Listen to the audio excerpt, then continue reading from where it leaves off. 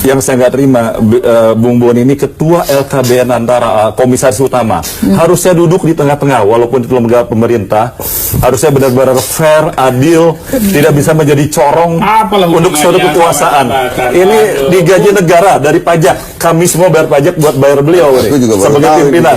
Saya juga baru tahu, jadi LKBN antara. Harus fair dong, nggak boleh lalu saya kan bicara lalu saya nggak bisa bos. Anda duduk di sana, harus sudah duduk di sana, Anda milik semua rakyat Indonesia, harus adil. Ibarat seorang gubernur harus di tengah-tengah. Videonya ada di YouTube. Sudah, ya dibuktikan aja. Itu bekas stafnya PSBY. Jadi ngomong itu jangan sembarangan lah. Ada konsekuensi hukumnya. Itu benar itu Pak, yang ada video yang antara loh. Tunggu. Komisaris utama. Saya melihat begini, harus di tengah-tengah. ada logika. Kalau nggak mundur dulu, begini ya. Harusnya mundur dulu beliau dari sana.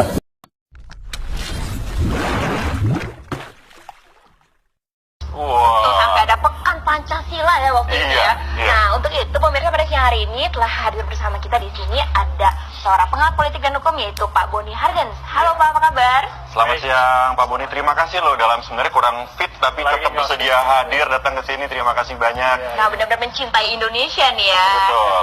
Pak Boni, kalau kita melihat kondisi sekarang, banyak sekali ya ormas-ormas yang mulai melakukan pendekatan keagamaan. Padahal dasarnya kan Undang-Undang Dasar 45 dan Pancasila nih. Kalau menurut Pak Boni sendiri bagaimana nih? Sebetulnya ini kan risiko dari kebebasan pers setelah 1998. Ya.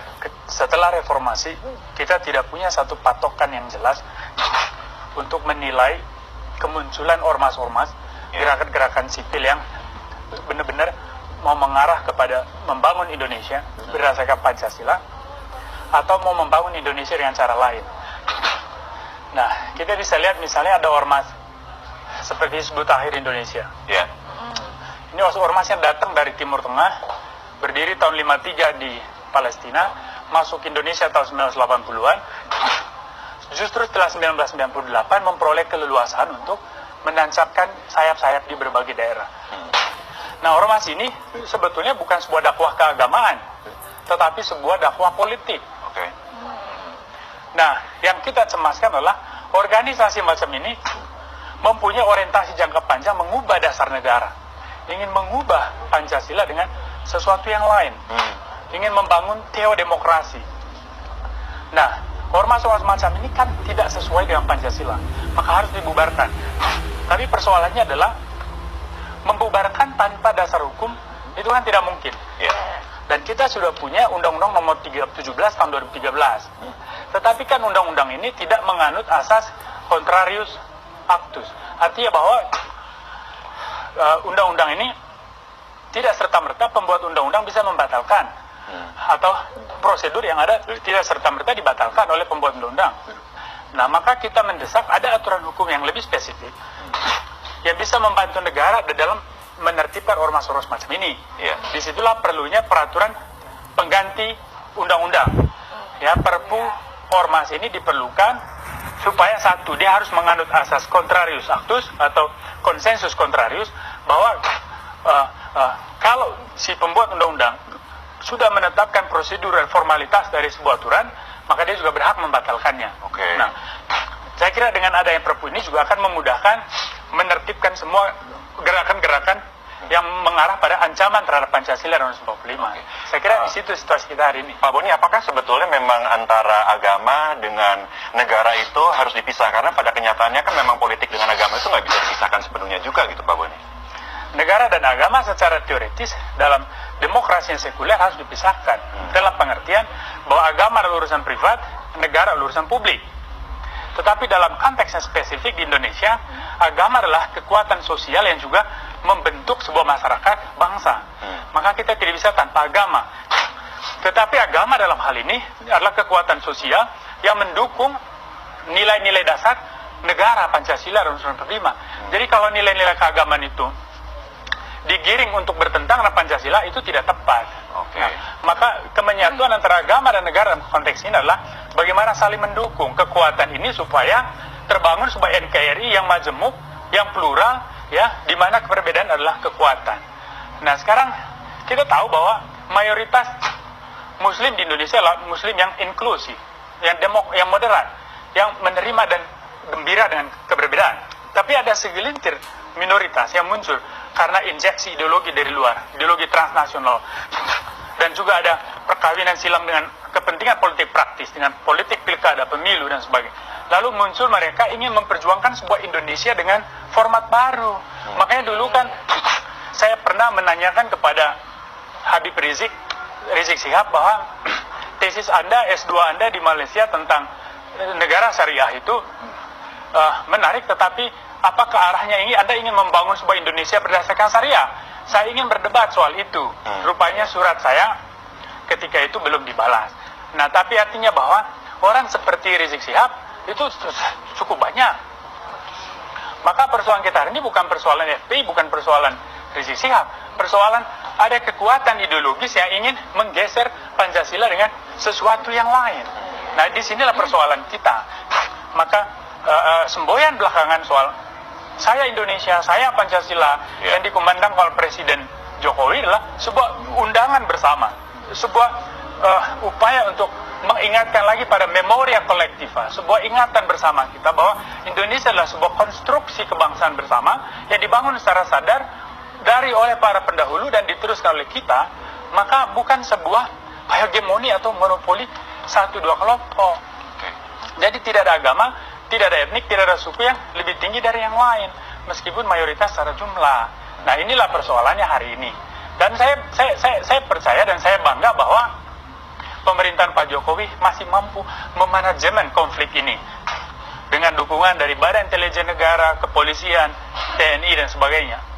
Nah, kita berharap teman-teman media dan seluruh lapisan kelas menengah, intelektual, sosial, dan sebagainya, ekonomi, juga ikut di dalam arus menopang dan membangun kembali, merevitalisasi semangat keindonesiaan ini. Oke. Wah, ternyata lumayan ya membuat resah masyarakat juga ya kalau seperti ini ya.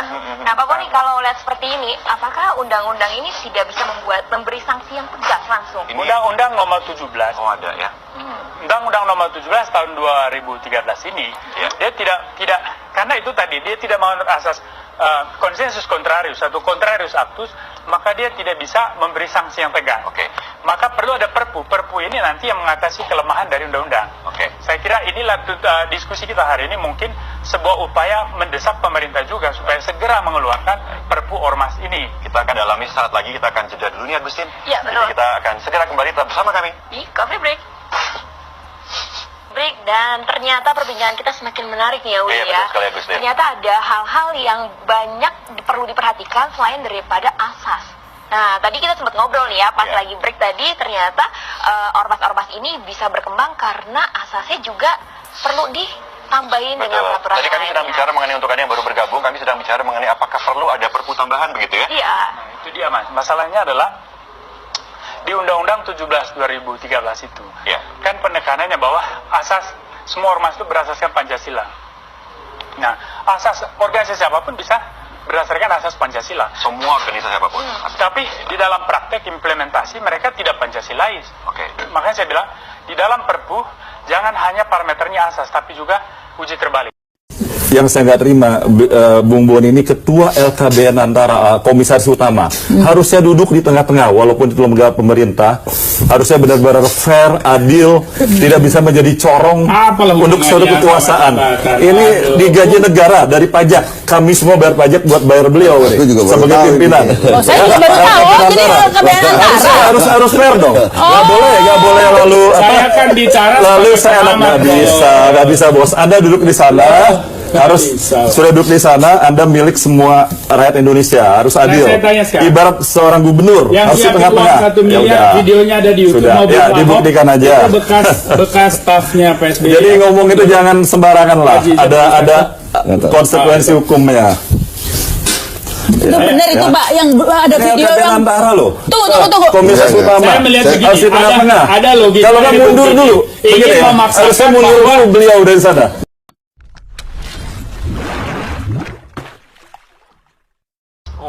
Sampai ada pekan Pancasila ya waktu itu ya. Nah, untuk itu pemirsa pada siang hari ini telah hadir bersama kita di sini ada seorang pengamat politik dan hukum yaitu Pak Boni Hargens. Halo Pak, apa kabar?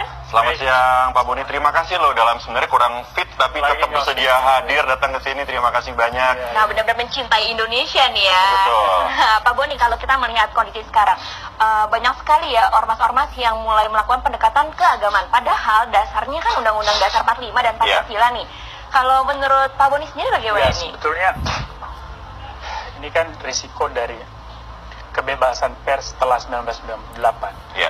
Setelah reformasi, kita tidak punya satu patokan yang jelas untuk menilai kemunculan ormas-ormas, gerakan-gerakan sipil yang benar-benar mau mengarah kepada membangun Indonesia berdasarkan Pancasila atau mau membangun Indonesia dengan cara lain. Nah, kita bisa lihat misalnya ada ormas seperti Hizbut Tahrir Indonesia. Ya. Ini ormas yang datang dari Timur Tengah, berdiri tahun 53 di Palestina, masuk Indonesia tahun 1980-an. Justru setelah 1998 memperoleh keleluasaan untuk menancapkan sayap-sayap di berbagai daerah. Nah, ormas ini sebetulnya bukan sebuah dakwah keagamaan, tetapi sebuah dakwah politik. Oke. Nah, yang kita cemaskan adalah organisasi macam ini mempunyai orientasi jangka panjang mengubah dasar negara. Ingin mengubah Pancasila dengan sesuatu yang lain. Ingin membangun teodemokrasi. Nah, ormas-ormas macam ini kan tidak sesuai dengan Pancasila. Maka harus dibubarkan. Tapi persoalannya adalah membubarkan tanpa dasar hukum itu kan tidak mungkin. Ya. Dan kita sudah punya Undang-Undang nomor 17 tahun 2013. Tetapi kan undang-undang ini tidak menganut asas contrarius actus. Artinya bahwa undang-undang ini tidak serta-merta pembuat undang-undang bisa membatalkan atau prosedur yang ada tidak serta-merta dibatalkan oleh pembuat undang-undang. Nah, maka kita mendesak ada aturan hukum yang lebih spesifik yang bisa membantu negara dalam menertibkan ormas-ormas macam ini. Ya. Disitulah perlunya peraturan pengganti undang-undang. Ya, Perpu ormas ini diperlukan supaya satu, dia harus menganut asas contrarius actus atau konsensus contrarius, bahwa kalau si pembuat undang-undang sudah menetapkan prosedur dan formalitas dari sebuah aturan, maka dia juga berhak membatalkannya. Oke. Nah, saya kira dengan adanya Perpu ini juga akan memudahkan menertibkan semua gerakan-gerakan yang mengarah pada ancaman terhadap Pancasila dan 45. Saya kira di situ situasi kita hari ini. Pak Boni, apakah sebetulnya memang antara agama dengan negara itu harus dipisah? Karena pada kenyataannya kan memang politik dengan agama itu nggak bisa dipisahkan sepenuhnya juga gitu, Pak Boni. Negara dan agama secara teoritis dalam demokrasi yang sekuler harus dipisahkan. Dalam pengertian bahwa agama adalah urusan privat, negara adalah urusan publik. Tetapi dalam konteks yang spesifik di Indonesia, agama adalah kekuatan sosial yang juga membentuk sebuah masyarakat bangsa. Maka kita tidak bisa tanpa agama. Tetapi agama dalam hal ini adalah kekuatan sosial yang mendukung nilai-nilai dasar negara Pancasila dan 45. Jadi kalau nilai-nilai keagamaan itu digiring untuk bertentangan dengan Pancasila, itu tidak tepat. Oke. Nah, maka kemenyatuan antara agama dan negara dalam konteks ini adalah bagaimana saling mendukung kekuatan ini supaya terbangun sebuah NKRI yang majemuk, yang plural, ya, di mana perbedaan adalah kekuatan. Nah, sekarang kita tahu bahwa mayoritas Muslim di Indonesia adalah Muslim yang inklusif, yang moderat, yang menerima dan gembira dengan keberbedaan. Tapi ada segelintir minoritas yang muncul karena injeksi ideologi dari luar, ideologi transnasional, dan juga ada perkawinan silang dengan kepentingan politik praktis, dengan politik pilkada, pemilu, dan sebagainya. Lalu muncul mereka ingin memperjuangkan sebuah Indonesia dengan format baru. Makanya dulu kan saya pernah menanyakan kepada Habib Rizik Sihab bahwa tesis Anda, S2 Anda di Malaysia tentang negara syariah itu menarik, tetapi apakah arahnya ini Anda ingin membangun sebuah Indonesia berdasarkan syariah? Saya ingin berdebat soal itu. Rupanya surat saya ketika itu belum dibalas. Nah, tapi artinya bahwa orang seperti Rizik Sihab itu cukup banyak. Maka persoalan kita hari ini bukan persoalan FPI, bukan persoalan Rizik Sihab. Persoalan ada kekuatan ideologis yang ingin menggeser Pancasila dengan sesuatu yang lain. Nah, disinilah persoalan kita. Maka semboyan belakangan soal saya Indonesia, saya Pancasila, yang dikumandang oleh Presiden Jokowi adalah sebuah undangan bersama sebuah upaya untuk mengingatkan lagi pada memoria kolektiva, sebuah ingatan bersama kita bahwa Indonesia adalah sebuah konstruksi kebangsaan bersama yang dibangun secara sadar oleh para pendahulu dan diteruskan oleh kita, maka bukan sebuah hegemoni atau monopoli satu dua kelompok. Jadi tidak ada agama, tidak ada etnik, tidak ada suku yang lebih tinggi dari yang lain, meskipun mayoritas secara jumlah. Nah, inilah persoalannya hari ini. Dan saya percaya dan saya bangga bahwa pemerintahan Pak Jokowi masih mampu memanajemen konflik ini dengan dukungan dari Badan Intelijen Negara, Kepolisian, TNI dan sebagainya.